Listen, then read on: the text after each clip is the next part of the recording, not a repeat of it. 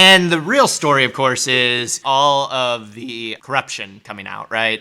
And that's why Stitt just is constantly doing all the photo ops, why he's constantly trying to distract with like culture war shit, is because, we have a very corrupt governor and all of his staff because they're all a bunch of like appointed tech bros and, insiders.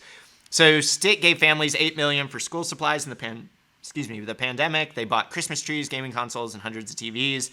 The bigger story to me is the $10 million they gave to pay for private schooling, which is technically against the Oklahoma Constitution, but also just like, where the hell did that money go, and what schooling are we paying for, and who's being held accountable for that massive expenditure? Nobody, because Ryan Walters says it's a success. Yeah. So the story really is that there was a contractor called, I don't want to call it Cashwallet now, but that's not it, Classwallet. So a software contractor called Classwallet who has a pretty tight relationship, possibly with Ryan Walters, maybe even Governor Stitt. But they got given the money, and basically the argument was this company out of Florida charges a fee and then gets to administer this program as if they were the government with, less checks and balances than your average government program. And so, of course, that gets abused, it gets used in different ways.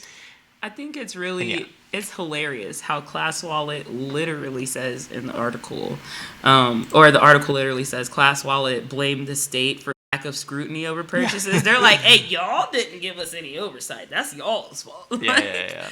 That's hilarious. You wanted to funnel money through them, and now they're like, fuck you. Great. And then what's even crazier is we didn't even spend all the money. Like, we ultimately had to return $2.9 million in unspent money to the federal government intended to support students and teachers, as if one of the most underfunded education systems in the country couldn't find, something that it needed to do. So the outrage of this is really the fact of what other states did with their money for education spending, right? We saw people creating programs, paying teachers more, investing more in the education itself, infrastructure of the schools, because a lot of public schools are fucking falling apart.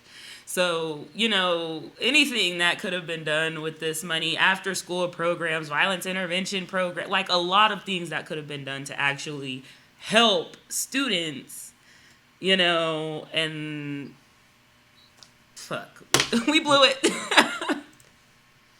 $191,000 was spent on TVs. Yeah. And we don't even pay our teachers. And I don't want to shame random individuals who had an opportunity to get something, and took advantage of it. That's just kind of human nature. But I do kind of, Classwallet got $650,000. Walters got, flown out to a Classwallet sponsored panel to say, hey, we did a great job. So you got to do some marketing for the company.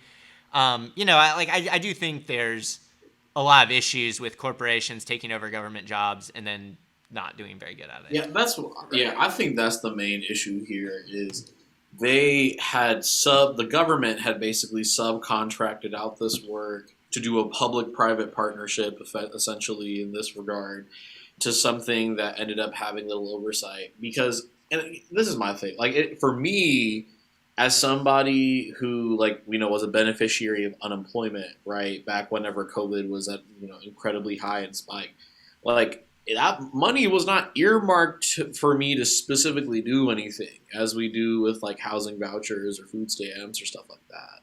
So I don't think the root cause of the problem is necessarily just in the way that they spend it. I think and there's definitely some issues going on there. But I think that it's just the government just doesn't want to take on the responsibility of providing an adequate service in the first place. And that's the problem I'm getting at, because my problem is not with the individual who is most likely an impacted person because nobody makes a living wage in Oklahoma. You know, no, everyone is impacted by some type of struggle.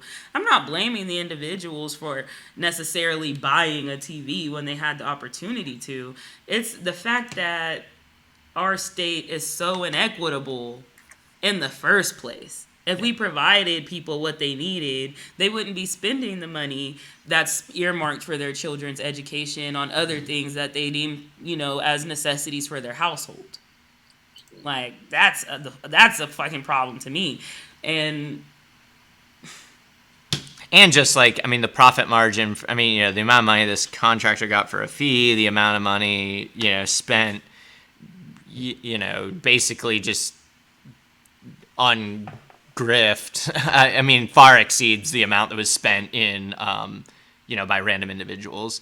I mean, because again, like the bigger chunk of this money $10 million went to private school tuition, you know, stay in school funds. $10 million went to stay in school funds, which gave $6,500 tuition grants to students who already attended a private school. So, I mean, we basically just spent $10 million subsidizing private schools, which isn't necessarily the government's job, you know, like, and I'd love to know who those families, you know, like an idea of what those families look like, because if wealthy families were able to get, you know, money, it just seems so backwards for what we need to be focusing on.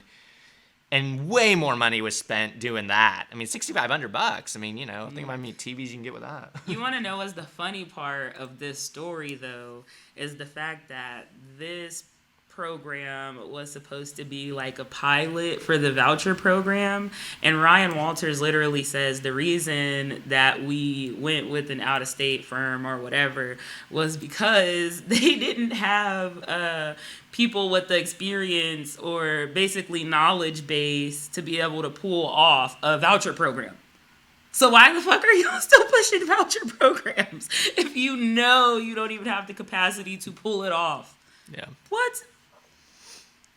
Well, and it's because the public overwhelmingly dislikes voucher programs. I mean, if people want to go to private school, that's fine. You know, private money, private school, go do your thing. But with public school, like, that's public money, and it has rules. It has to accept all kids. It has to, you know, be accredited and follow, you know, some rules. So I just think there's a lot of public concern about vouchers and giving public money to private schools. And this program just found a way to get around it by going through Classwallet. So then the state wasn't paying people to be in private schools. This vendor was. So, I mean, it's just on its face, it's dishonest and, you know, kind of washing the money. And against, I think, what the public would truly want. Thanks for watching our video. Please give it a like and hit that subscribe button for more content.